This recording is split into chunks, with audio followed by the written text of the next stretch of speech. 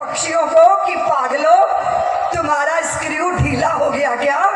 तुम्हारी बुद्धि पे पत्थर पड़ गए क्या? पंछी कभी क्या नदी को सुखा पाते हैं? क्यों कर रहे हो ऐसा?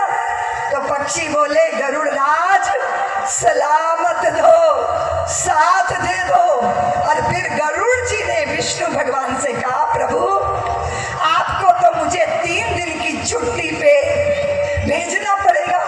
भगवान बोले, गरुड़ कहाँ जा रहे हो? गरुड़ बोले, प्रभु मेरी प्रजा नदी का पानी सुखाने में लगी है, मुझे भी तो सहयोग देने जाना होगा ना। भगवान बोले, गरुड़ वो पंछी मूर्ख है, तुम तो कम से कम समझदारी का परिचय दो।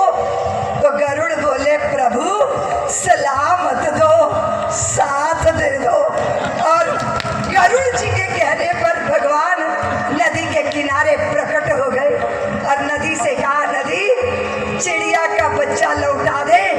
क्यों? क्योंकि ये जितने भी पक्षी हैं ना, ये एक दूसरे को सलाह देने वाले नहीं है, साथ देने वाले हैं। और मुझे भी विवश होकर यहाँ आना पड़ा, इसलिए इनका बच्चा लौटा दो।